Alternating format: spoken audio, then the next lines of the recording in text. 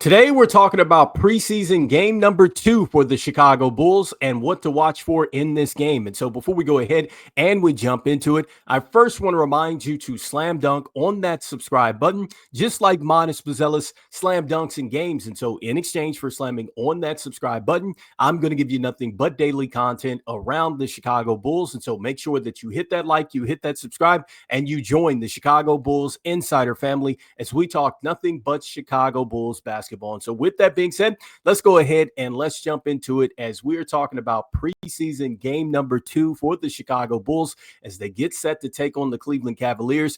And we're talking about really what to watch for in this game. And so what we want to see some more of, or really what we want to see corrected from game 1 against the Cleveland Cavaliers. And so let me start with one of the things that I think we would certainly want to see corrected for this team, and that's going to be the turnovers, because in game 1 against the Cleveland Cavaliers, 26-15, the Chicago Bulls led in that category. And so that's never, a good category to lead in. And I think that one of the things that Billy Donovan has talked about is really maximizing possessions. And so you just want to make sure that, each possession that you have on the offensive end, leads to a shot. And so even if you miss the shot, at least, it's an attempt at the rim versus a turnover. And so I do think that this team is going to be much better this season. I thought that last season, really making that adjustment to the faster pace and everything else was something that this team had to make adjustments on.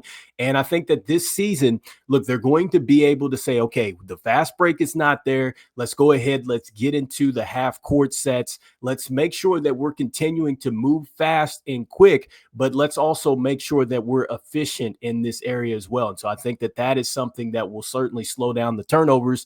And I think the good thing here for the Bulls is this, that really they don't have any players that are coming in that weren't here last season other than Isaac Okoro. You have him who's coming over from the trade, and then also to your rookies who are coming in as well. But other than that, all these players were here last year. And so I do think that they are going to say, hey, we were here last year. They're going to make the adjustments, hopefully cut down the turnovers. I know that this is something that, is going to go up and down depending on, just the opposing defense and everything else. But I do think the Bulls can certainly cut down the turnovers. Like to see them starting in this next game against the Cleveland Cavaliers at home. And so the next thing that I think I would like to see a little bit more of in this game against the Cleveland Cavaliers is more of Josh Giddey. I think that Josh Giddey really didn't get a chance to get things going maybe as well as he wanted to in game number 1. And understandably so. I mean, you don't have Kobe White out there to kind of open up the floor a little bit. And then also to Kevin Huerter struggle back there as well. And so hopefully we see Josh Giddey get a chance to be a bit more aggressive on the offensive end. Did like the passing that we saw from him. I thought that, he hit Patrick Williams on a nice one, Isaac Okoro, and then also nice one to Matas Buzelis as well. And so the passing ability was there. And also, too, I think one of the things that really wasn't talked about enough in game 1 here was he had 3 steals as well. And so that's a good sign there from Josh Giddey. And so hopefully we get a chance to see some more of him. He only played 14 minutes in game 1, but, he's going to have a lot of responsibility this season. And so some more of him. Hopefully he gets a chance to get off to an even better start here in the preseason. And so the next thing that I would like to see here from the Chicago Bulls in this upcoming game is going to be some more of just really what is this battle at the small forward going to look like. And so I think that this is something that's still very much in the air. And so just starting with Kevin Huerter, who got a chance to start with Isaac Okoro because Kobe White was not out there. And again, I get it's preseason. It was game 1. He didn't have the best game. He was 1 of 3 from the field, 1 of 7 from the field, 1 of 3 from downtown. He did have 3 rebounds and an assist, did have 4 personal fouls. He was -3 for only 3 points. And so I think that, look, if Kevin Huerter is going to start for this team, I think he's going to have to play a little bit more better than that. I loved what I saw from Isaac Okoro because I like just the way that he attacked as far as being aggressive. And so I know it wasn't the best, effort from just the field and, efficiency and all that stuff like that. But I said this before with Isaac Okoro, he's going to have the opportunities. And I know he's not labeled as an offensive player, but the fact that he's aggressive and he's going after it, I think that it's going to work out more in his favor. And so I like that aggression. I hope he stays with it. And we're hoping that he gets more efficient. But I loved what I saw from him on the defensive end. I thought that he gave us that energy. And I think that he really is going to be a player that is going to help really change the identity of the identity of this team. And I do think that this is something that's already happening, which we're going to talk about that in a moment. But for Isaac Okoro, look, 11 points, +8 in the plus minus box score. I know he did have the 5 turnovers. He's pressing a little bit there. And then the 2 assists, the 2 rebounds to go along with 3 or 4 from the free throw line, 2 of 6 from downtown, 3 of 7 from the field. So let's see what happens at this small forward position because also too, Ayo Dosunmu played very well coming off the bench. And so I think that he's a guy that certainly has to be, in the running to start at small forward because very good off the bench here yesterday. 5 of 6 from the field, 2 of 2 from downtown. He was +7 in the plus minus box score, 12 points. And so I just love the way that he was able to just really, flip the energy switch for this team. And you got to think that, look, if Billy Donovan had to go with him as a starter, would not be mad at that at all. In fact, I'd much rather have the team start off, very quick and things like that. And so maybe Ayo Dosunmu is the player that you want to go with. If you want to have a fast start like that, he certainly could help you, as a two-way player, just like Isaac Okoro could. But I think he's more of just, he's got more of an offensive feel to him. Like he can get his things going a little bit more than I think Isaac Okoro can. And so let's see what happens there. I think that battle is something that we're going to be looking at really throughout preseason here. And so the next thing that I want to see in a preseason game number 2 for the Chicago Bulls is really more of the rookies. And so starting with Noah Essengue. And so with Noah Essengue, look, I was very impressed with the fact that he went out there and he got his 8 points. I love the fact that he got to the free throw line, but more importantly, I think that he was fearless yet again. And I love the fact that Noah Essengue really approaches the game the way that he does.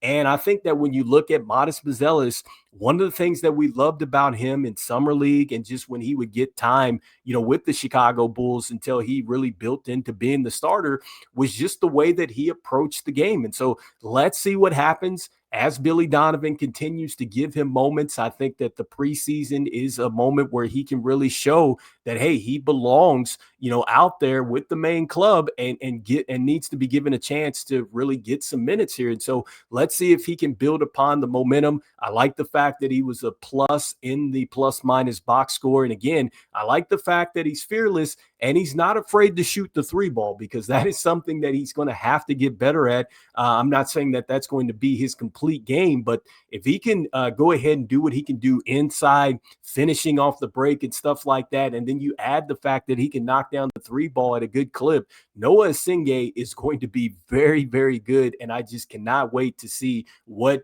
Matas Buzelis and him are going to look like as this team continues to build. So more of him.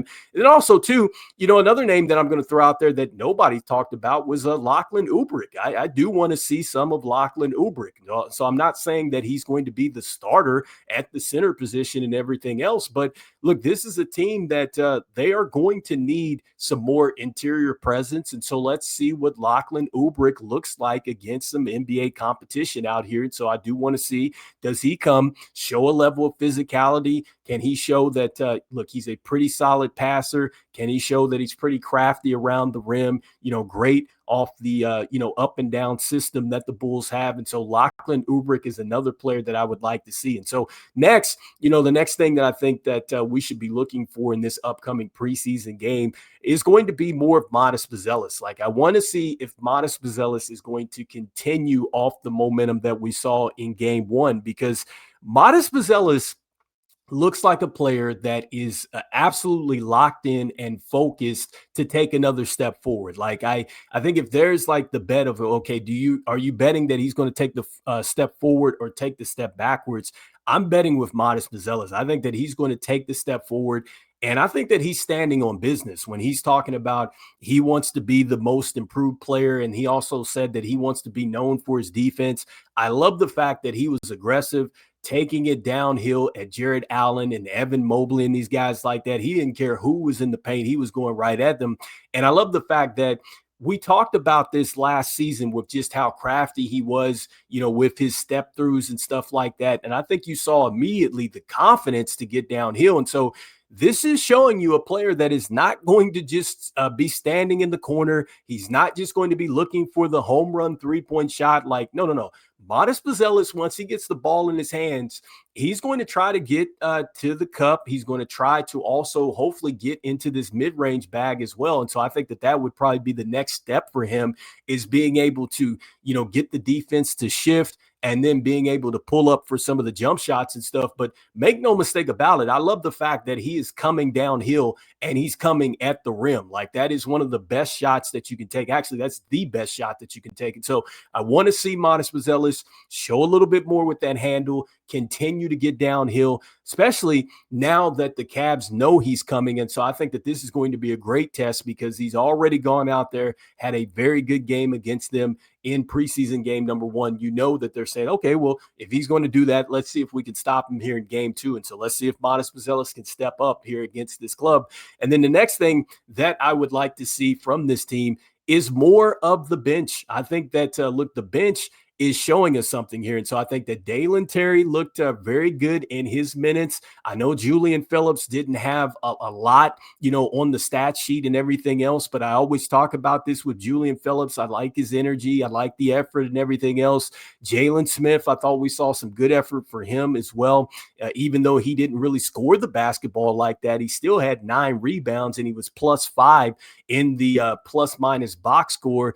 And then I loved what I saw from Zach Collins out there with the 16 points, 7 of 8 from the field. I just loved the way that he was running the floor, just reading off the catches and things like that. So I really like that. Trey Jones, his effort, even Javon Carter. And so, the one thing that I love about the bench in this last game, and just really this kind of goes into what I was wanting to talk about with Isaac Okoro and just changing the identity of this team. I think that the one thing that, I'm starting to get from this team is that they're hungry. And I don't think that I've necessarily said that, for this team.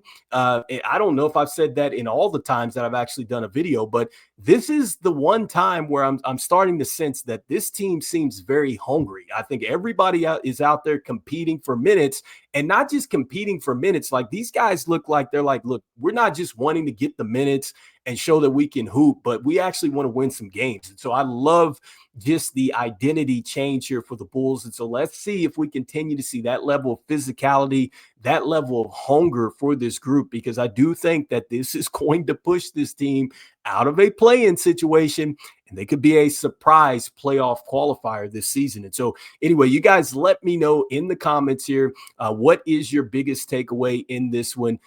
Do you think that the Bulls are going to show us some more here in this upcoming game against the Cleveland Cavaliers? Again, they looked very good with the way that they were able to fight back. Again, I'm looking to see some more from Josh Giddey, looking to see some more at this small forward position. Do we get an answer there? Also, 2 of our rookies with Noah Essengue, Lachlan, Olbrich, would like to see some more of that. Matas Buzelis continuing to take his step forward as a player in year number 2. And again, with the bench and these young players just continuing to show this hunger, I think that this is something that is going to be a game changer for the Chicago Bulls as they continue to build their foundation and just become a team that has an identity here. And so anyway, you guys let me know in the comments of what you guys are thinking. And so as we always say, look, go Bulls, and I will see you guys on the next one. All right, peace.